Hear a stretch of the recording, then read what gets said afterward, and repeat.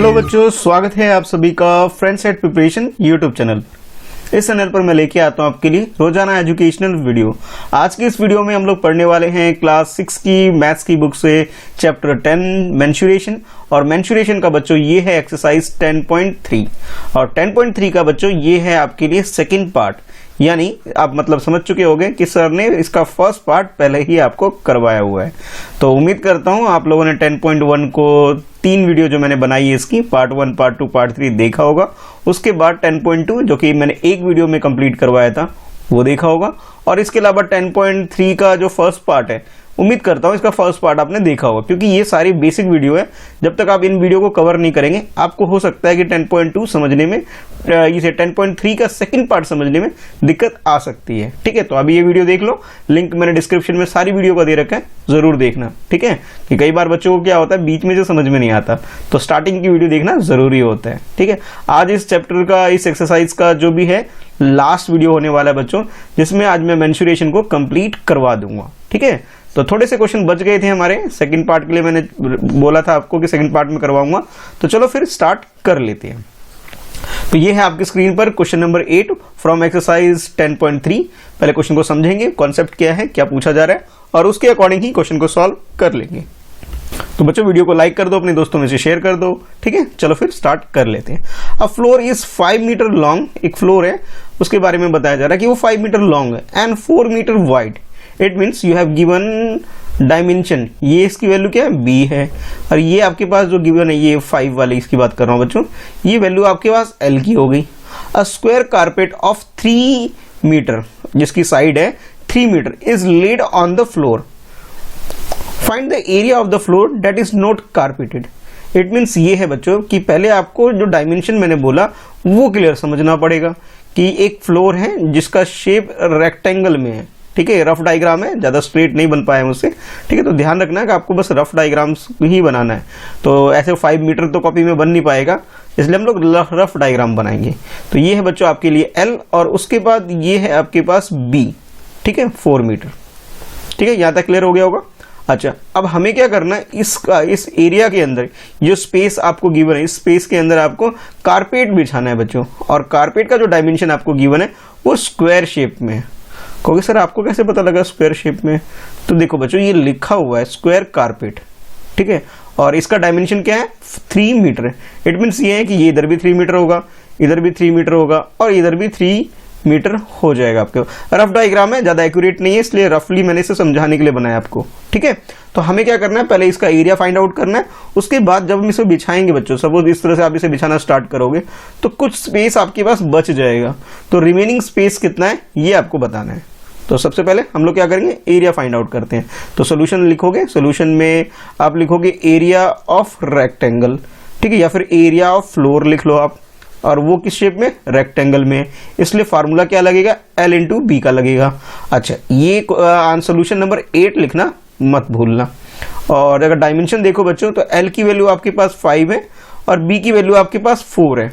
तो कहोगे सर इसे मल्टीप्लाई करके हम लोग आंसर इजिली निकाल सकते हैं। कितना आया, 20 आया। तो 20 मीटर स्क्वायर। जब भी एरिया लिखते हो बच्चों, एरिया का यूनिट जो होता है वो स्क्वायर यूनिट होता है, स्क्वायर यूनिट होता है, याद रखना है।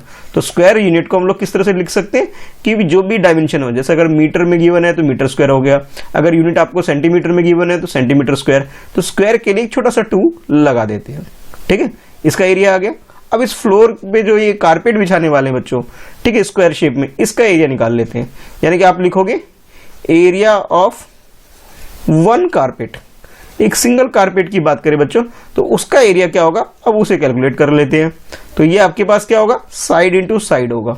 ऐसा क्यों, क्योंकि ये स्क्वायर है बच्चों। ठीक है, और स्क्वायर में जो साइड की वैल्यू है आपके पास ये 3 मीटर है। यानी कि आपको क्या करना है, 3 मल्टीप्लाई बाई 3 करोगे, रिजल्ट क्या है, 9 आ गया। 9 लिखने से काम नहीं चलेगा, कुछ चीजें और इसमें ऐड करनी पड़ेगी। बोलोगे सर क्या, भाई मीटर स्क्वायर लगाओगे ना, एरिया कैलकुलेट किया ना आपने, A4 एरिया है। ठीक है, तो इसलिए मीटर स्क्वायर भी लगा दोगे। अब आते हैं बच्चों उस स्पेस के बारे में जो कि हमें फाइंड आउट करना, एरिया जहां पे फ्लोर कारपेट नहीं बिछा पाए हम लोग। ठीक है, तो यानी कि रिमेनिंग स्पेस के बारे में निकालते हैं। तो यहां पे लिखोगे area of floor not carpeted, जो कारपेट जिसमें कवर नहीं हो रहा है, या नॉट कवर्ड विद कारपेट ऐसे भी लिख सकते हो, या नॉट कारपेटेड भी लिख के चला लोगे। ठीक है, तो यहाँ पे हमें क्या करना है, इस वाले एरिया को यानी जो फ्लोर वाला जो एरिया है बच्चों, यानी 20 को डिवाइड किससे करेंगे हम, 9 से करेंगे। ठीक है, जो भी इसका रिमाइंडर आएगा, ठीक है, इसका जो रिमाइंडर आएगा वो हमारा आंसर होगा, क्योंकि ये कंप्लीट डिवाइड नहीं होगा। इसलिए आप लिखोगे कि भाई ये जो कारपेटेड एरिया होगा ये क्या होगा, रिमाइंडर आएगा बच्चों। तो लिखोगे रिमाइंडर ऑफ 20 डिवाइड बाय 9। 20 यहाँ पे क्या है, एरिया ऑफ द फ्लोर है बच्चों, और 9 क्या है, एरिया ऑफ द कारपेट है। चलो अभी डिवाइड कर लेते हैं, 9 2 जा 18। ठीक है, रिमाइंडर कितना आ गया बच्चों, 2 आ गया। तो हमारे पास आंसर क्या आ गया, 2। अब सिर्फ 2 लिखने से काम नहीं चलेगा बच्चों, हमें क्या करना होगा, यहाँ पे यूनिट भी लगानी पड़ेगी। तो यूनिट क्या है, यहाँ पे मीटर में चल रहा है सारा काम, तो आप क्या लिखोगे, मीटर स्क्वायर, यानी कि 2 मीटर स्क्वायर ऐसा एरिया है जहां पे कारपेट कवर नहीं हो पा रहा है। तो आई होप आपको ये 8 क्वेश्चन अच्छे से समझ में आ गया होगा कि इसमें हम लोगों ने सबसे पहले फ्लोर का एरिया कैलकुलेट किया, ठीक है, उसके बाद हम लोगों ने कारपेट का एरिया कैलकुलेट किया, और उसके बाद हमने वो नॉट कारपेटेड एरिया जो है उसे कैलकुलेट किया कैसे, रिमाइंडर के हेल्प से। चलो अब देखते हैं क्वेश्चन नंबर 9। ठीक है, तो भाई अगर वीडियो को लाइक नहीं किया है फटाफट लाइक कर दो भाई, एक लाइक करने में ज़्यादा टाइम नहीं लगेगा आपका। ठीक है, चलो अब सोचो सर लाइक की बात कर रहे हो, क्वेश्चन तो समझाओ। चलो भी समझा देते हैं। तो क्वेश्चन ये है बच्चों आपके लिए नेक्स्ट, कि 5 square flower beds each of sides 1 metre are dug on the piece of land 5 metre long 4 metre wide, What is the area of the remaining part of the land? देखो भाई इस question में आपको पहले समझना होगा कि क्वेश्चन में क्या क्या चीजें हैं, क्या हमें कैलकुलेट करना है और कौन सी चीजें हमें गिवन है। तो सबसे आसान तरीका तो यह है कि भाई पहले तो ना ऐसा करो, सॉल्यूशन लिख लो बच्चों पहले, सबसे पहले, उसके बाद जो भी नंबर है क्वेश्चन का वो लिख लो। ठीक है, अब 1 बाय 1 आइडेंटिफाई करो। तो सबसे पहले बोला गया कि 5 स्क्वायर, इट मीन्स इसके अंदर स्क्वायर हैं, कितने स्क्वायर है, 5 स्क्वायर है। ठीक है, 1 2 इस तरह से ऐसे 5 स्क्वायर। आप लोग देखो ये रफ डायग्राम समझाने के लिए आप लोगों के लिए, ठीक है, कंपैरिजन मत करना कि सर स्क्वायर जैसे नहीं लग रहे हैं, सिर्फ समझाने के लिए यूज कर रहा हूँ कि रेक्टेंगल लग रहा बन गया है। वैसे तो 5 स्क्वायर है आपके पास, और ये जो 5 स्क्वायर है बच्चों ये क्या है, बेड, यानी कि बेड, इनको आप समझ लो ये 5 डिफरेंट बेड है आपके पास।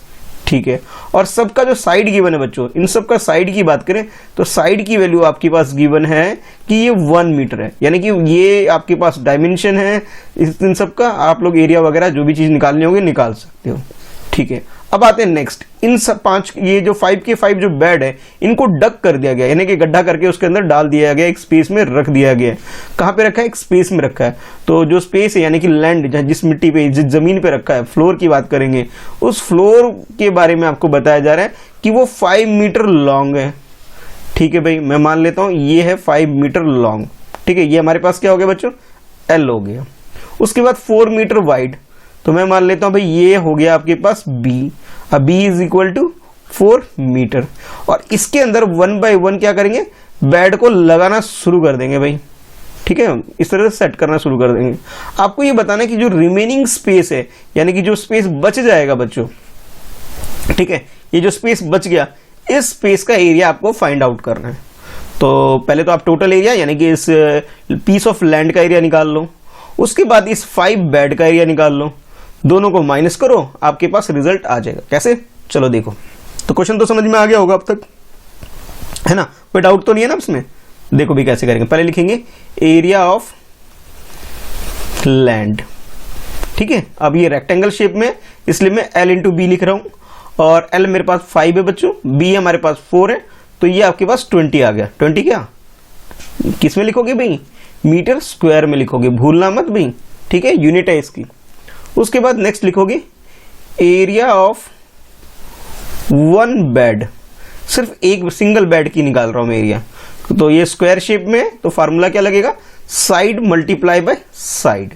ठीक है, तो साइड की वैल्यू हमारे पास 1 है, यानी कि 1 मल्टीप्लाई बाय 1, जो कि आ गया बच्चों 1 ही आ जाएगा आंसर, 1 मीटर स्क्वायर।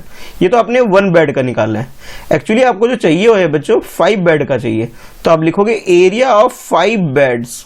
ठीक है, अब 5 बेड्स का निकालेंगे, तो ये आपके पास क्या होगा कि भी जो भी फर्स्ट का आया है बच्चों 1, इस 1 को क्या करोगे 5 से मल्टीप्लाई कर लोगे तो आपके पास 5 आ गया, यानी कि 5 मीटर स्क्वायर आ गया। ठीक है, यानी पांचों का कंबाइंड एरिया आपके पास आ चुका है। अब आपको रिमेनिंग पार्ट का एरिया निकालना है, तो लिखोगे एरिया ऑफ रिमेनिंग लैंड, जो लैंड बच गया है, जो रिमेनिंग पार्ट बच गया है उसका हम लोग एरिया कैलकुलेट करेंगे, यानी कि एरिया ऑफ रिमेनिंग लैंड, जो स्पेस बच गया बच्चों उसका एरिया। दोनों को माइनस करो, निकाल लो। तो कहोगे सर ये 20 में से 5 माइनस करेंगे आंसर आ जाएगा, तो मैं कहूँगा हाँ बिल्कुल आ जाएगा। माइनस करो तो आपका 15 आ गया, लेकिन 15 लिख के नहीं छोड़ना है, आपको क्या करना है मीटर स्क्वायर और लगा देना है बच्चों। ठीक है, इस चीज का ध्यान रखना कि मीटर स्क्वायर लगाना नहीं भूलना है आपको। मीटर क्यों लगा रहे हैं, क्योंकि क्वेश्चन में हमें यूनिट जो दे रखा है बच्चों मीटर दे रखा है।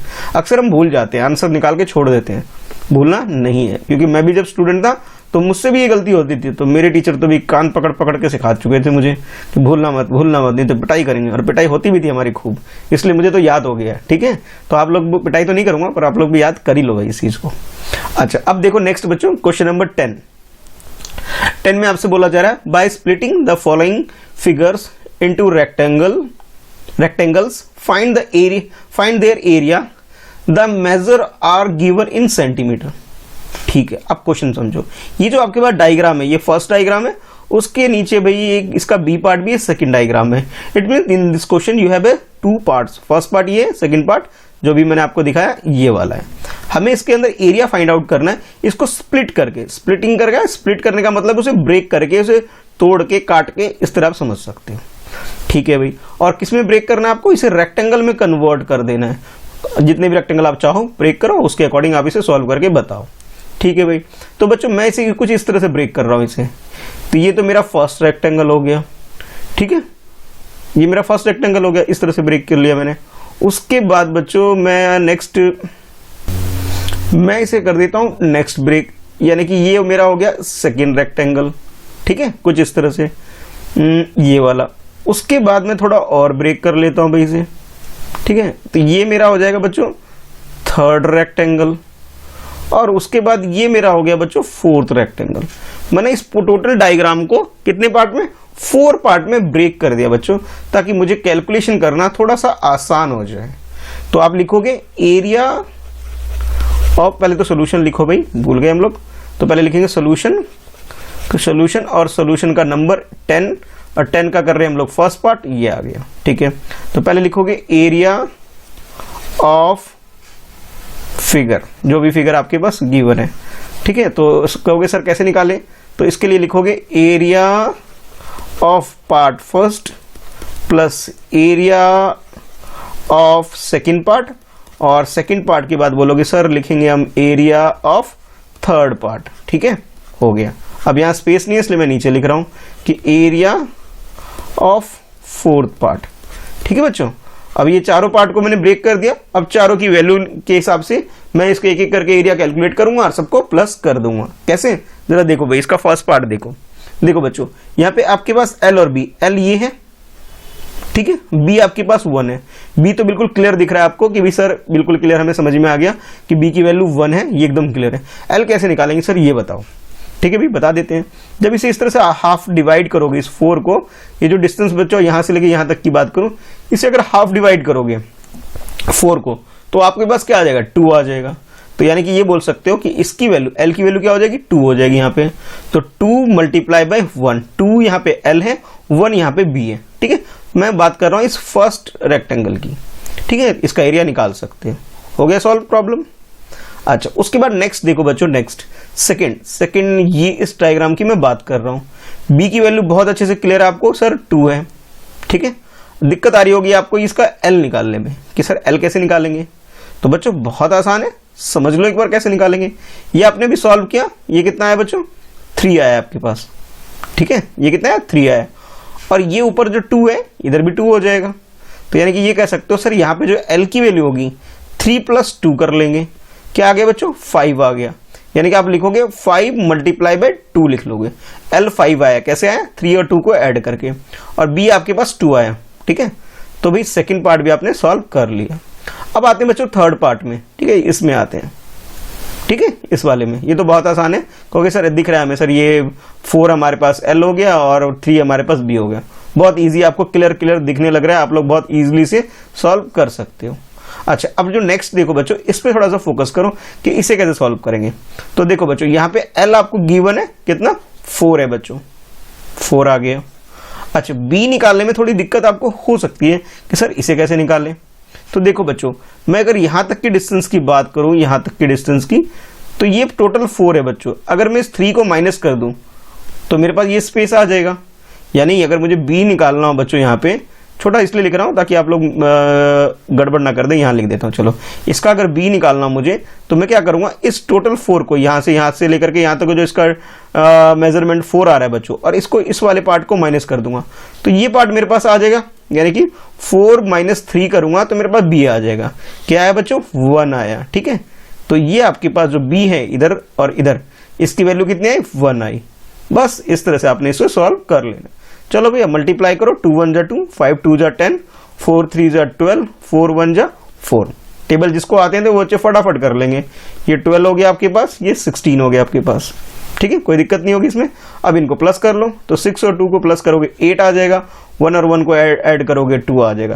यानी आप कह सकते हो 28 सेंटीमीटर स्क्वायर। कहोगे सर सेंटीमीटर क्यों लिख रहे हो यहाँ पे, क्योंकि देखो ब्रैकेट में आपको गिवन है ना, सेंटीमीटर में इसकी वैल्यू है।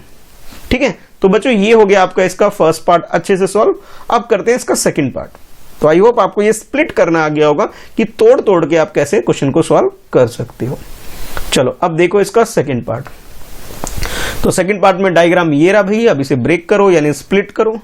तो बच्चों मैं कुछ इस तरह से स्प्लिट कर रहा हूँ। 1 मिनट, लाइन सीधी नहीं आई, अब सीधी लाइन आ जाएगी भाई, देखते हैं। ये देखो, ये हो गया फर्स्ट। आप लोग ना स्केल यूज करना बच्चों, उसमें मिस्टेक नहीं होगी, बिल्कुल प्रॉपर एकदम सीधी लाइन आएगी।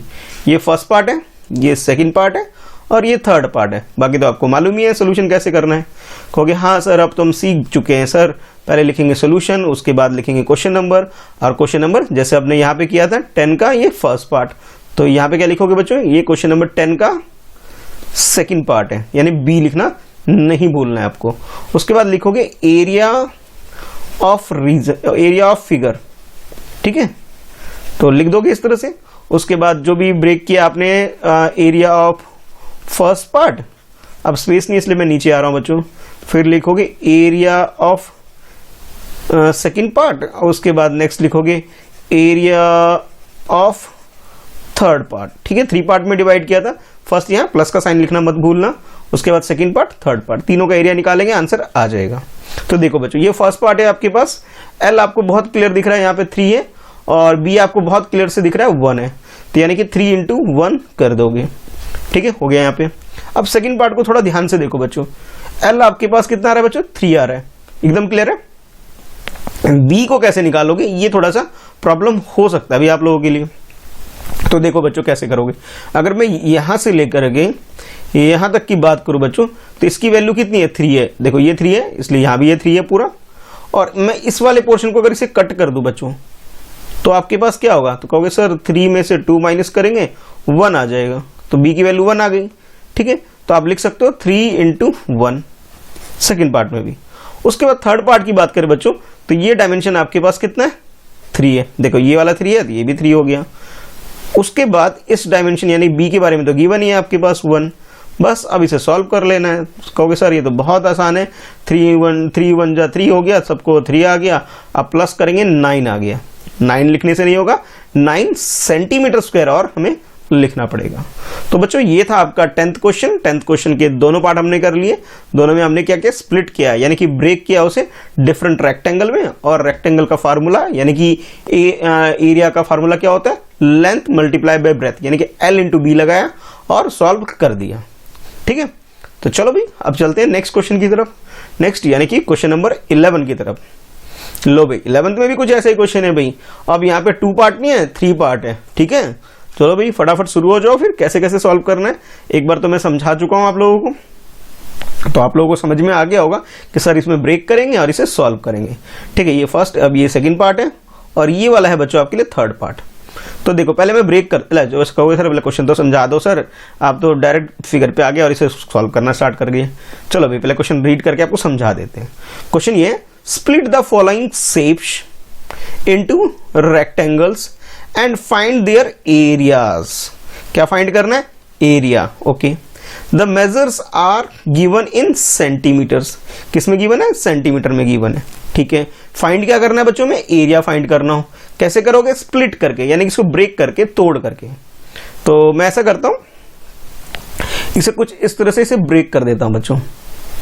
ठीक है, ब्रेक हो गया, ये फर्स्ट पार्ट हो गया, ये सेकंड पार्ट हो गया। अब इसे ब्रेक कर देता हूं बच्चों। ठीक है, ये मेरा फर्स्ट पार्ट हो गया, ये मेरा सेकंड पार्ट हो गया, और ये मेरा थर्ड पार्ट हो गया। ठीक है, अब इसे भी ब्रेक कर देता हूं भाई। ये लो, कर दिया ब्रेक यहां से। ठीक है, तो ये मेरा फर्स्ट पार्ट हो गया बच्चों ऊपर वाला, और ये नीचे सेकंड पार्ट हो गया। चलो भाई सॉल्व करते हैं अब एक एक करके तीनों पार्ट को। तो सबसे पहले करेंगे बच्चों हम लोग पार्ट ए, यानी कि फर्स्ट पार्ट करेंगे क्वेश्चन नंबर 11 का। तो डायग्राम ड्रॉ करने के बाद आप लोग क्या करोगे? लिखोगे सॉल्यूशन, सॉल्यूशन का नंबर 11 और इसका ए पार्ट, और लिखोगे एरिया ऑफ, किस चीज का एरिया निकाल रहे हो? शेप का निकाल रहे हो, रीजन का निकाल रहे हो। जो भी क्वेश्चन में आपको वर्ड दे रखा है बच्चों, जैसे आप रीजन भी लिख दो तो गलत नहीं है, फिगर भी लिख दो तो भी गलत नहीं है, लेकिन क्वेश्चन की जो वर्ड प्रॉब्लम में क्या होता है, आपको जो मेंशन होता है वर्ड, वही आपको यूज करना चाहिए। ये मेरी रिकमेंडेशन है, तो थोड़ा ध्यान रखना क्वेश्चन पढ़ते टाइम। शेप्स गिवन है तो इसे हम शेप्स ही लिखेंगे यहाँ पे। ठीक है, तो ये लिखोगे एरिया ऑफ शेप। ठीक है, तो इसमें क्या करेंगे कि पहले लिखोगे एरिया ऑफ पार्ट फर्स्ट। ठीक है, उसके बाद हम लोगों ने इसे कितने पार्ट में ब्रेक किया बच्चों? तो कहोगे सर इसे हमने 2 पार्ट में ब्रेक किया है वो बच्चे। तो मैं लिखूंगा एरिया ऑफ फर्स्ट, उसके बाद एरिया ऑफ सेकंड, और दोनों का एरिया निकाल लेंगे और आंसर लिख लेंगे। तो पहले फर्स्ट की बात कर लेते हैं बच्चों। तो फर्स्ट में आपके पास एल की वैल्यू कितनी है बच्चों? 12 है। बी की वैल्यू कितनी है? 2 है। तो कहोगे सर ये तो बहुत आसान है, 12 को 2 से मल्टीप्लाई करेंगे, हमारे पास फर्स्ट पार्ट का आंसर आ जाएगा। 12 यहाँ पे एल है, 2 यहाँ पे बी है बच्चों। अब बात करते हैं सेकंड पार्ट की। तो सेकंड पार्ट जो है आपके पास बच्चों, एल की वैल्यू आपके पास 8 है, बी की वैल्यू आपके पास 2 है, यानी कि 8 मल्टीप्लाई बाय 2 हमें करना है। चलो भाई फटाफट सॉल्व कर लेते हैं। 12 2 जा 24, 8 2 जा 16, इसे प्लस करोगे तो आपके पास ये 24 को और 16 को प्लस करोगे 0 हो गया, 6 और 4, और ये 3 + 4 यानी कि 40 आ गया। तो आप लिख सकते हो 40 किस चीज में लिखना है भाई? सेंटीमीटर स्क्वायर में लिख देना है बच्चों। ठीक है, तो इसका फर्स्ट पार्ट सॉल्व हो गया, 40 आंसर हमारे पास आ गया। इजी था ना, मुश्किल तो नहीं था। ठीक है, चलो अब देखते हैं बच्चों इसका सेकंड पार्ट। तो सबसे पहला काम तो वही है कि भैया हमें सोल्यूशन नंबर लिख लेना है कि सोल्यूशन 11, और उसका हम लोग कर रहे हैं बी पार्ट। अब डायग्राम को देख लेते हैं, यानी कि शेप को देख लेते हैं। तो इसमें बच्चों मैंने किसे क्या किया? 3 पार्ट में ब्रेक किया है, ये फर्स्ट, फिर सेकंड, फिर थर्ड। ठीक है, अब तीनों को लिख लेते हैं बच्चों एक एक करके। तो पहले लिखोगे एरिया ऑफ शेप। ठीक है, क्वेश्चन में शेप लिखा हुआ था इसलिए मैंने शेप लिखा है। उसके बाद लिखोगे एरिया ऑफ फर्स्ट पार्ट। ठीक है, उसके बाद लिखोगे एरिया ऑफ सेकंड पार्ट, ये एफ है। ठीक है, उसके बाद लिखोगे next area of third part. अब क्या करना है? तीनों को सॉल्व करना है मल्टीप्लाई करके, और उसके बाद में प्लस कर देंगे। तो चलो भाई पहले डायग्राम के हिसाब से एल और बी की वैल्यू फाइंड आउट करो। तो फर्स्ट डायग्राम देखो बच्चों, इसमें फर्स्ट पार्ट देखो, ये आपके पास एल है और ये आपके पास बी है। ओ, दोनों इक्वल है, यानी कि स्क्वायर जैसा लग रहा है ना। तो आप इसे बोल सकते हो कि सर इस फर्स्ट पार्ट का क्या होगा? 7 × 7, एल भी 7 और बी भी 7। ठीक है, अच्छा अब आते हैं बच्चों सेकंड पार्ट के ऊपर। तो सेकंड पार्ट बच्चों ये है आपका, ये रेक्टेंगल बना हुआ है, तो ये आपके पास जो है बच्चों ये बी हो जाएगा बिल्कुल आसानी से। अब एल के लिए थोड़ा कंफ्यूजन हो सकता है। देखो एल के लिए क्या है, इस 7 को, और यहाँ पे भी एक 7 और यहाँ पे भी एक 7, यानी कि 3 × 7 है। तो ये लिखोगे 7 + 7 + 7 दैट इज इक्वल टू 21। तो यहाँ पे एल की वैल्यू हमारे पास क्या आई बच्चों? 21 आई है। इस 21 को यूज करेंगे तो कहोगे सर एल की वैल्यू 21 और बी की वैल्यू 7 है, तो हम लिख सकते हैं 21 × 7। ठीक है, बहुत इजी है, आसानी से कर सकते हो आप लोग। अच्छा फाइनली अब करते हैं बच्चों थर्ड पार्ट। थर्ड पार्ट में डायमेंशन देख लेते हैं क्या गिवन है। तो थर्ड पार्ट में आपके पास ये एल है और ये है आपके पास बी, दोनों की वैल्यू क्या है? 7। तो लिखोगे क्या? 7 × 7। ठीक है, आसान है। चलो भाई मल्टीप्लाई करो, 7 × 7 जा 49। ओ टेबल आते हैं तो भाई जो बच्चों को टेबल आते हैं वो बहुत जल्दी कर लेंगे। 7 को 21 से 7 1 जा 7, 7 2 जा क्या होता है भाई 14 होता है, ठीक है। और 7 7 जा क्या होता है 49, लिख भी दिया मैंने, ठीक है। मेरे साथ कर रहे होगे तो जल्दी कर लोगे। अच्छा उसके बाद देखो बच्चों ये 49 है, सेकेंड उसके बाद 147 है और थर्ड आपके पास 49 है। तीनों को प्लस करो आपके पास रिजल्ट आ जाएगा। तो 9 और 9 को ये 9 और 7 को प्लस करोगे 16 आ जाएगा आपके पास। 16 में 9 ऐड करोगे तो आपके पास 25, 5 इधर लिख लोगे 2 इधर लिख लोगे। 4 और 2 ऐड करोगे 6, 6 में 4 ऐड करोगे 10, 10 में 4 ऐड करोगे तो 10 में जब आप 4 ऐड करोगे तो बच्चों कितना होता है 14 हो जाता है, ठीक है। और 1 यहाँ आ जाएगा तो 1 और 1 क्या होगा 2, यानी कि आपके पास जो आंसर आएगा बच्चों 245 आ गया। लेकिन हमारी ड्यूटी ये बनती है कि हमें यूनिट भी लगानी है, तो क्या है 245 सेंटीमीटर स्क्वायर लिखना नहीं भूलना है हमें। हो गया सॉल्व, आसान था, ठीक है। चलो फिर आप कर लेते हैं भाई लास्ट पार्ट यानी कि सी पार्ट और कर लेते हैं इसका 11 क्वेश्चन का। तो यहाँ पे मैं लिखूंगा सॉल्यूशन और सॉल्यूशन लिखने के बाद लिखूंगा 11th और 11 का सी पार्ट, ठीक है। तो इसमें भी लिख देता हूं एरिया ऑफ शेप, ठीक है। अब देख लेते हैं भी कितने पार्ट में हमने इसे ब्रेक किया था बच्चों। तो मैंने इसे बच्चों 2 पार्ट में ब्रेक किया था, ये इसका फर्स्ट पार्ट है और ये है इसका सेकंड पार्ट, ठीक है। तो उसी के अकॉर्डिंग हम लोग यहाँ पे लिख लेंगे कि area of first part, area of first यानी जो फर्स्ट पार्ट है, और उसके बाद मैंने दूसरा क्या बनाया था एरिया ऑफ सेकंड, ठीक है। दोनों को इस तरह से यहाँ लिख लेंगे, ये सेकंड है। अच्छा उसके बाद दोनों का एरिया कैलकुलेट करेंगे। पहले फर्स्ट पार्ट के देख लेते हैं बच्चों क्या वैल्यू है आपके पास। तो देखो भाई फर्स्ट पार्ट देखोगे तो ये L जो है आपके पास ये 5 है, B की बात करें बच्चों 1 है, यानी कि 5 × 1 हो जाएगा, ठीक है। L की वैल्यू 5, B की वैल्यू 1 हो गया। अच्छा अब सेकंड पार्ट को और देख लेते हैं बच्चों। तो सेकंड पार्ट में भी कुछ ऐसा ही है आपके पास, जरा देखो L की वैल्यू बच्चों यहाँ पे 4 है और B की वैल्यू बच्चों ये रही है आपके पास, ये कितना है 1 है, यानी कि 4 × 1 हो जाएगा, ठीक है। तो इसे लिख सकते हो आप 4 × 1। अच्छा उसके बाद क्या करना है सॉल्व कर देना है। 4 + 1 दैट इज इक्वल टू 9 और फिर 9 सेंटीमीटर स्क्वायर।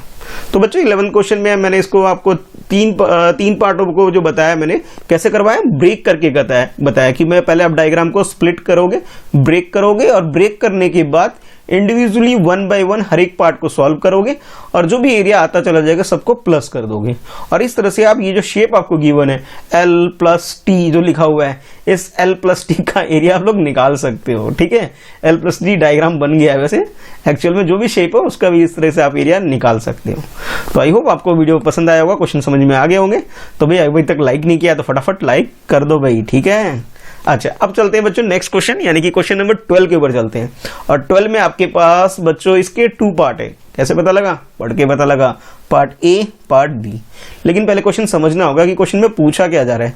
जब तक हमें क्वेश्चन की मीनिंग नहीं समझ में आएगी बच्चों हम लोग सॉल्व नहीं कर पाएंगे, है ना। तो पहले क्वेश्चन पढ़ते हैं और समझते हैं। क्वेश्चन ये आपके लिए, how many tiles whose length and breadth are 12 centimetre and 5 centimeter respectively will be needed to fit the rectangular region whose length and breadth respectively। नहीं समझ में आया, कोई बात नहीं, समझा देंगे। तो सबसे पहले ये समझो बच्चों, आपको ना टाइल के बारे में बताया गया। इस क्वेश्चन में एक टाइल है भाई और उस टाइल का आपके पास डायमेंशन दे दिया गया बच्चों। डायमेंशन क्या है, L की वैल्यू आपको बोला जा रहा है कि 12 सेंटीमीटर है, ठीक है। और B की वैल्यू आपको बताया जा रहा है 5 सेंटीमीटर। यहां तक तो क्लियर है ना। ये फर्स्ट लाइन आपको यही बोल रहे हैं यहाँ पे। हाउ मेनी टाइल्स ये बाद में समझेंगे, पहले हुज लेंथ एंड ब्रेथ क्या है, ये L है आपके पास, ये B है, ठीक है।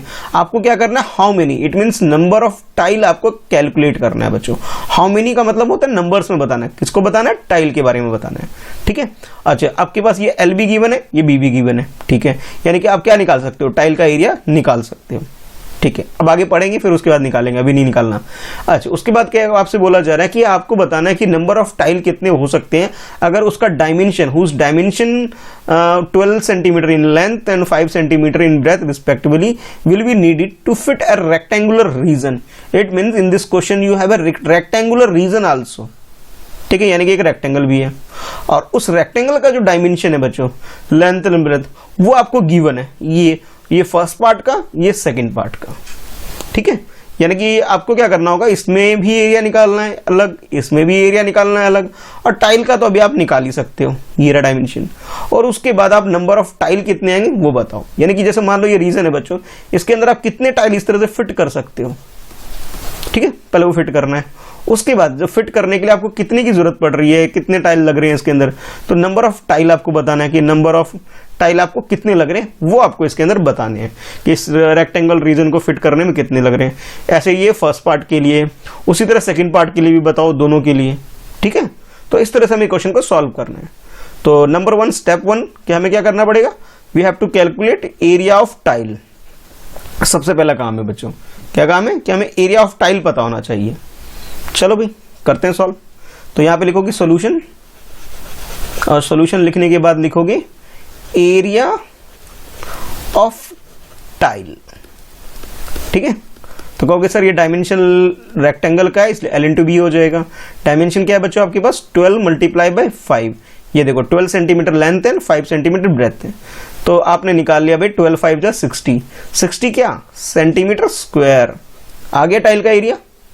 क्वेश्चन अभी कंप्लीट नहीं हुआ है, ये इसका बस स्टार्ट है, स्टेप 1 है ये। और सेकंड स्टेप में, स्टेप 2 में क्या करोगे, यानी कि इसका पहले ए पार्ट सॉल्व कर लेते हैं, उसके बाद बी पार्ट पे जाएंगे बच्चों। तो लेकिन उसके लिए हमें क्या करना होगा, इसका एरिया निकालना पड़ेगा। चलो भाई निकालते हैं। तो यहाँ मैं लिखूंगा सॉल्यूशन, सॉल्यूशन लिखने के बाद मैं लिखूंगा 12th क्वेश्चन उसका ए पार्ट। तो लिखूंगा एरिया ऑफ रीजन, ये देखो इसकी बात कर रहा हूं मैं, इस रीजन को जो बोला ना कि हुज रेक्टेंगुलर रीजन, ठीक है, जिसका डायमेंशन आपके पास क्या है 144, ठीक है, डायमेंशन क्या है 144। तो लिखोगे एरिया ऑफ रीजन, और ये क्या होगा रेक्टेंगल शेप है यानी कि L मल्टीप्लाई बाई बी। तो L की वैल्यू 144 है बच्चों, और B की वैल्यू आपके पास 100 है। देखो जब भी जीरो हो जाता है ना लास्ट में, उसको मल्टीप्लाई करना बहुत इजी होता है, मल्टीप्लाई करके भी कर सकते हो, पर मैं वैसे नहीं कर बताऊंगा आपको। मैं कहूंगा कि भाई इसको लिख लो और इसके पीछे जितने भी जीरो है लगा दो। 10 से 100 से 1000 से मल्टीप्लाई करना दुनिया का सबसे आसान काम है ना। और उसके बाद सेंटीमीटर स्क्वायर, वाओ हम लोगों ने एरिया निकाल लिया रीजन का, है ना। अच्छा यहां तक तो क्वेश्चन सॉल्व हो गया। अब आओ भाई क्वेश्चन के दोबारा, इसमें क्या बोला गया था, हाउ मेनी टाइल्स, टाइल्स निकालने में कितने होंगे। तो बच्चों उसके लिए हमें क्या करना होगा, यहां लिखना होगा कि number of tiles, number of tiles लिखोगे, उसमें क्या करोगे, जो एरिया ऑफ रीजन है आपके पास बच्चों, एरिया ऑफ रीजन को क्या करोगे, डिवाइड करोगे। किससे डिवाइड करना है, एरिया ऑफ टाइल से डिवाइड आप लोगों ने कर देना है। तो रीजन का एरिया आपके पास ये इतना बड़ा 14400 आया था, और टाइल का एरिया आपके पास ओनली 60 आया है, ये देखो ये आपने अभी सॉल्व किया था, ठीक है। तो इसको हम डिवाइड करेंगे। तो चलो भाई डिवाइड के लिए करने के लिए तैयार हो जाओ, 14400 और 60 के टेबल से, ठीक है भाई। आप कुछ बच्चे कहेंगे सर 0 कट करके कर सकते हैं क्या, तो मैं कहूँगा हाँ कर सकते हैं, पर मुझे 60 का टेबल आता है भाई, इसलिए मैं डायरेक्ट 60 के टेबल से कर रहा हूँ। आप लोगों के सर हमें भी आता है, 6 का टेबल जैसा ही होता है, बस 0 लगाते जाते हैं पीछे। तो 6 2 जा, या फिर बोल सकते हो 12, या फिर 62 जा 120 होता है बच्चों, हो गया। 4 इधर आ गया आपके पास, 2 इधर आ गया आपके पास। अब ऊपर से एक 0 और ले लेता हूँ। 6 के टेबल में 4 टाइम्स में क्या होता है 24, उसी तरह 60 के टेबल में 4 टाइम्स में क्या आएगा बच्चों 240 आएगा, यानी कि 0 लास्ट में हम ऐड कर देंगे, ठीक है। यहां तक सॉल्व हो गया। तो ये हो गया आपका कंप्लीट डिवाइड। अब ये जो एक्स्ट्रा 0 बच गया बच्चों एक्स्ट्रा, इसे हम यहां पे लगा देंगे, यानी कि 240, यानी कि आपका जो आंसर आएगा बच्चों वो क्या आ जाएगा 240 टाइल्स आ जाएगा आपके पास आंसर, ठीक है। 1 मिनट मैं दोबारा लिख देता हूँ, ये आपके पास क्या आंसर क्या आएगा 240 टाइल्स आपके पास ये आंसर आएगा। यही पूछा गया था आपको, नंबर ऑफ टाइल्स बताने थे कि नंबर ऑफ टाइल कितने होंगे। तो पार्ट फर्स्ट हम लोगों ने सॉल्व कर लिया बच्चों, जिसमें हमारे पास जो आंसर आया 240 टाइल्स आ गया, ठीक है। इसी तरह से you have to calculate second part also. तो उसमें लिखोगे सॉल्यूशन, उसके बाद लिखोगे ये 12, और 12 का कर रहे हैं बी पार्ट, फिर लिखोगे एरिया ऑफ रीजन। तो जो रीजन है बच्चों वो किस डायमेंशन में है, रेक्टेंगल डायमेंशन में है। तो मैं क्या लिखूंगा L इंटू बी लिख दूंगा। अब देखो L और B की वैल्यू क्या है आपके पास, तो देखो बच्चों यहाँ पे आपके पास जो L है बच्चों वो 70 है, B आपके पास 36 है, ठीक है। तो भाई चलो भाई 70 एंड 36 को मल्टीप्लाई कर लो। अगेन बहुत आसान काम है हमारे लिए, क्योंकि सर कैसे आसान है सर इतना बड़ा मल्टीप्लिकेशन, मैं 0 भूल के 7 से मल्टीप्लाई कर लेता हूँ, ठीक है, 37 को 7 से, उसके बाद में 0 लगा दूंगा। या फिर कुछ बच्चे कहेंगे नहीं सर हमें कन्फ्यूजन होती है, आप ऐसे ही करो, ठीक है भाई ऐसे ही कर लो या फिर ऐसे भी कर लो, दोनों तरीके से हो सकता है। इसमें आंसर निकाल के बाद में 0 लिख सकते हो। तो 0 हो गया, अब 7 से कर लो, तो 7 6 जा 42, 2 आ गया, 4 इधर, 7 3 जा आपके पास 21, 21 में 4 ऐड करोगे 25 हो जाएगा बच्चों, तो 25 लिख देता हूँ। तो आपके पास ये 2520, तो एरिया आपके पास क्या आ गया 2520 सेंटीमीटर स्क्वायर, ठीक है।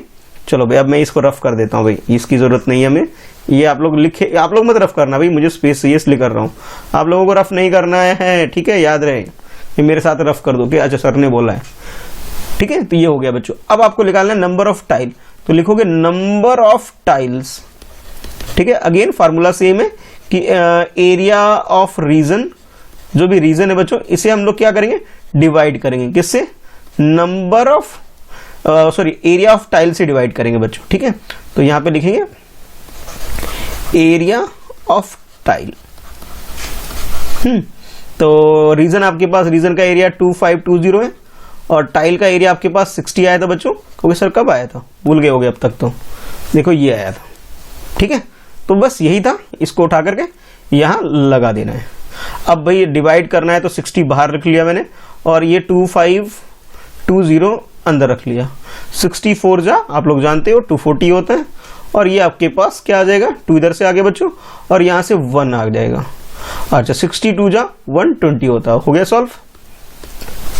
तो क्या आंसर आया 42, तो आप कह सकते हो 42 टाइल्स सर हमारा आंसर आ चुका है, ठीक है।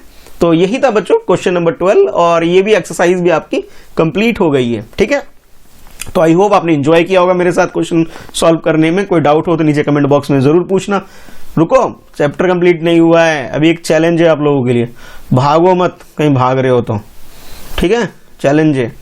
क्योंकि सर ये क्या है, तो 10.3 में बच्चों नीचे देखने एक चैलेंज है, यानी कि एक छोटा सा क्वेश्चन है आपके पास, 2 क्वेश्चन है, यानी कि ये है आपके लिए चैनल नहीं चैलेंज, चैनल का नाम तो आप जानते ही हो, फ्रेंड सेट प्रिपरेशन है, ठीक है।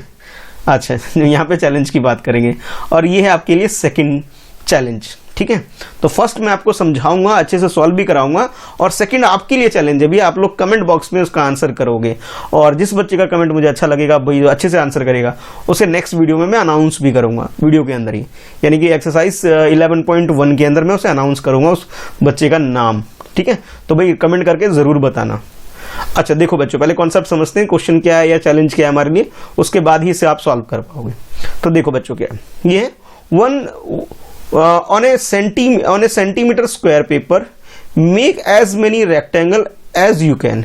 एक कोई भी आप एक स्क्वायर शीट पेपर ले लो, उसके ऊपर जितना मन करे आप रेक्टेंगल शेप का डायग्राम बनाओ, जितना मन कर रहा है, such that area of rectangle is 16 square centimetre. 16 square centimetre means होता है बच्चों कि 16 ये रहा सेंटीमीटर और ये रहा स्क्वायर, ये इसकी मीनिंग होती है, ठीक है। यानी कि आप ये कह लो 16 स्क्वायर सेंटीमीटर या 16 सेंटीमीटर स्क्वायर, एक ही बात है। यानी आपको रेक्टेंगल जितने चाहो उतने बना लो, पर ध्यान ये रखना है आपको कि इसका जो एरिया आना चाहिए वो 16 होना चाहिए, ठीक है, ना ज्यादा ना कम, ठीक है। उसके बाद आपसे बोला जा रहा है कि कंसीडर ओनली नेचुरल नंबर। अब ये नेचुरल नंबर क्या होता है, कमेंट करके बताओ भाई मुझे, क्या होता है नेचुरल नंबर। देखो याद करो, भूल गए हो ना, मैं याद दिलाता हूँ, मैंने जब एक्सरसाइज 1.1 करवाया था, अच्छा जो बच्चे 1.1 से लेकर अभी तक की सारी वीडियो देख रहे हैं वो तो समझ चुके होंगे, अच्छा सर एक्सरसाइज आप लोगों ने आपने पढ़ाया था, मैं सर नंबर सिस्टम, नंबर सारे नंबर के बारे में बताया था, तो वो बच्चे तो हमें आंसर बहुत आसानी से कर देंगे। लेकिन जो बच्चे कभी पढ़ते हैं कभी नहीं पढ़ते हैं, यानी कभी देखते हैं वीडियो कभी नहीं देखते हैं, उनके लिए तो प्रॉब्लम हो जाएगी। तो बच्चों जाओ दोबारा से वीडियो देखो और कॉन्सेप्ट क्लियर करो अपने। एक्सरसाइज 1.1 में मैंने ये बनाया, वीडियो के नीचे क्लास 6 का पूरी वीडियो का प्लेलिस्ट दे रखा है बच्चों, वहाँ आप सारी वीडियो देख सकते हो, ठीक है। अराउंड 150 वीडियो हो गई है, तो आप ये चीजें देख सकते हो। एक्सरसाइज 1.1 जरूर देखना, सारे number system, different type of number क्या क्या होते हैं सब जान जाओगे। अच्छा अभी मैं समझा देता हूं कि नेचुरल नंबर मीन्स होता है कि नंबर जब 1 से स्टार्ट होता है बच्चों उसे नेचुरल नंबर बोला जाता है, ठीक है। एक नंबर 0 से स्टार्ट होता है उसको क्या बोलते हैं, कमेंट में बताना। तो इसमें ये बोला जा रहा है आपको जितने मर्जी ले लो बना लो, बस ये आपको ध्यान ये रखना है कि ये 16 क्या आना चाहिए, 16 सेंटीमीटर इसका एरिया आना चाहिए, 16 सेंटीमीटर स्क्वायर, ठीक है। जितने चाहो उतने बना लो, आपकी मर्जी। उसके बाद आपसे बोला जा रहा है इसके फर्स्ट पार्ट में क्वेश्चन आपके लिए ये है कि which rectangle has the greatest perimeter, किसका पेरीमीटर सबसे ज्यादा आ रहा है ये बताओ, उसका डायमेंशन बताओ, यानी उसका एल क्या है, उसका बी क्या है, ये आपको बताना है। उसके बाद पूछा जा रहा है सेकंड पार्ट में which rectangle has the least perimeter, least यानी कि सबसे कम पेरीमीटर किसका आ रहा है वो बताओ, यानी उसका भी एल बताओ और उसका भी बी बताओ। ठीक है, ये तो बी में भी जिसका कम आ रहा है और जिसका ज्यादा आ रहा है बच्चों उसका भी एल बताओ और उसका भी बी बताओ। ये है आपके लिए चैलेंज। कहोगे सर कैसे करें, आओ करवाता हूं मैं कैसे करेंगे। तो पहले लिखोगे भाई ये जो चैलेंज 1 है, ठीक है, मैं C1 लिख दूं ऐसे, चैलेंज 1, ठीक है, C कैपिटल C और आई का मतलब यहाँ फर्स्ट है, ठीक है, या चाहो तो 1 ही लिख देता हूँ नहीं तो भूल जाओगे, समझ नहीं पाओगे। चैलेंज 1, तो इसमें बच्चों जैसे आपको बोला गया था area must be equal to 16 centimetre square. ठीक है भाई, अब 16 को कैसे कैसे मैं ब्रेक कर सकता हूँ जरा ध्यान से देखो बच्चों। फर्स्ट ब्रेक जो मैं इसे कर रहा हूँ बच्चों, मैं इसे ब्रेक कर सकता हूँ 8 मल्टीप्लाई बाई 2, ठीक है, कर सकते हैं। सेकंड ब्रेक में कर सकता हूं इसे 4 मल्टीप्लाई बाई 4, ठीक है, तब भी 16 आएगा। और कहूंगा सर एक और ब्रेक कर सकता हूं मैं 16 मल्टीप्लाई बाई 1, तब भी हमारे पास 16 आएगा। यही पॉसिबल वे है इसका, और तो कोई तरीका नहीं है ना, ये 3 मेथड हो सकते हैं। तो इसके अकॉर्डिंग यानी 8 मल्टीप्लाई बाई 2 ये हो गया बच्चों आपके लिए केस 1, ठीक है, ये हो गया आपके लिए केस 2 और ये आपके लिए हो गया केस 3। 3 डिफरेंट वे से मैं इसका पेरीमीटर कैलकुलेट करूंगा। तो पेरीमीटर का फार्मूला अगर नहीं जानते बच्चों एक बार बता देता हूं। पी का मतलब मैं यहाँ पेरीमीटर यूज करने वाला हूं, इसलिए पी लिखूंगा, आप लोग समझ जाना। पी का मतलब सर यहाँ पेरीमीटर लिख रहे हैं। तो पी इज इक्वल टू होता है L plus B bracket close multiply by 2। कहोगे सर ये एल क्या है, एल मीन्स लेंथ है, बी मीन्स ब्रेथ, ठीक है, ये तो कम से कम नहीं भूले होगे मुझे लगता है। तो अब यहाँ पे पी निकालते हैं बच्चों। तो यहाँ पे कहोगे सर कि एल की वैल्यू यहाँ पे 8 है, बी की वैल्यू यहाँ पे सर 2 है और इसे 2 से मल्टीप्लाई कर लेते हैं। तो आपके पास बच्चों ये 10 हो गया, ठीक है, 8 को 2 से ऐड किया भाई 10 हो गया, 10 को 2 से मल्टीप्लाई किया तो आपके पास कहोगे क्या आंसर है बच्चों, कहोगे सर हमारे पास आंसर 20 आ गया, पेरीमीटर 20 सेंटीमीटर। अच्छा, अब सेकंड पार्ट को सॉल्व करते हैं।